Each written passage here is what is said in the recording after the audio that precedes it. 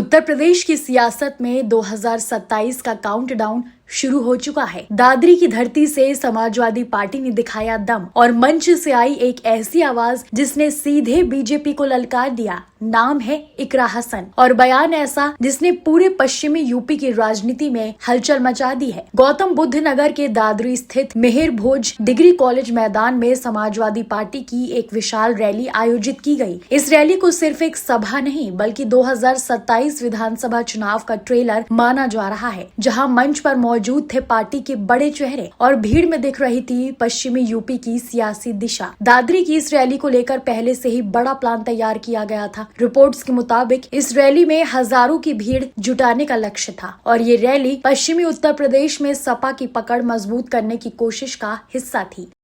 ये वही इलाका है जहां जातीय समीकरण और सामाजिक गठजोड़ चुनाव का रिजल्ट तय करते हैं और इसलिए मिहिर भोज का नाम, गुर्जर समाज और भाईचारा सम्मेलन, इन सबको एक साथ जोड़कर सपा ने बड़ा सियासी संदेश देने की कोशिश की। लेकिन इस रैली की सबसे बड़ी चर्चा बनी कैराना से सांसद इकरा हसन का भाषण। एक युवा चेहरा 2024 में लोकसभा जीत कर आई और अब 2027 की राजनीति में बड़ा रोल निभाने के संकेत दे रही है। इकरा हसन ने मंच से आते ही सीधे भाजपा सरकार पर हमला बोल दिया। इकरा हसन ने कहा, भारतीय जनता पार्टी का एक ही एजेंडा है, समाज को हिंदू और मुस्लिम में बांटना। उन्होंने आगे कहा, लेकिन कैराना की जनता ने इस राजनीति को नकार दिया और फिर उन्होंने अपनी जीत का जिक्र करते हुए कहा, मुझे 36 हिंदू बिरादरियों ने वोट देकर जिताया है। ये इस बात का सबूत है कि जनता अब नफरत नहीं, एकता की राजनीति चाहती है। ये बयान सीधे सीधे भाजपा की कोर पॉलिटिक्स को चुनौती देने वाला माना जा रहा है।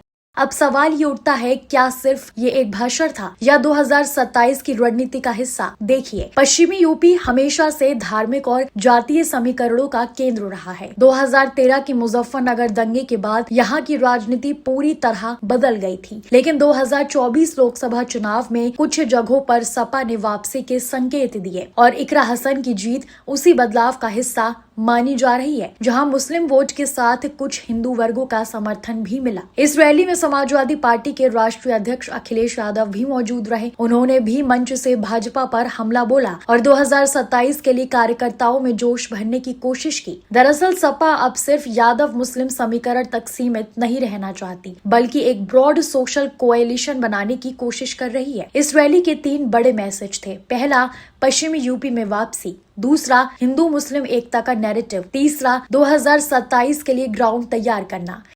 इकरा हसन का बयान इन तीनों मैसेज को एक साथ जोड़ता है। दादरी और आसपास के इलाकों में इस रैली को लेकर काफी चर्चा है। राजनीतिक जानकारों का मानना है कि अगर सपा इस तरह के कार्यक्रम लगातार करती रही तो पश्चिमी यूपी में मुकाबला और कड़ा हो सकता है। अब देखना होगा कि भाजपा इस पर क्या जवाब देती है, क्योंकि भाजपा का भी फोकस पश्चिमी यूपी पर उतना ही मजबूत है और आने वाले समय में ये इलाका फिर से सियासी रणभूमि बनने वाला है। 2027 का चुनाव अभी दूर है, लेकिन दादरी की ये रैली बता रही है कि पार्टियां अब मैदान में उतर चुकी हैं। नैरेटिव सेट किया जा रहा है और जनता को मैसेज दिया जा रहा है। इकरा हसन जैसे नए चेहरे इस चुनाव में बड़ा रोल निभा सकते हैं। दादरी से उठी ये आवाज सिर्फ एक भाषण नहीं बल्कि आने वाले चुनाव का संकेत है। जहां एक तरफ भाजपा का मजबूत संगठन है तो दूसरी तरफ सपा अपनी नई रणनीति के साथ मैदान में तैयार है। अब सवाल सिर्फ इतना है, क्या 2027 में उत्तर प्रदेश की सत्ता बदलने वाली है या फिर भाजपा अपना दबदबा कायम रखेगी? जवाब मिलेगा, लेकिन फिलहाल दादरी की ये रैली यूपी की राजनीति में एक बड़ा मोड़ बन चुकी है।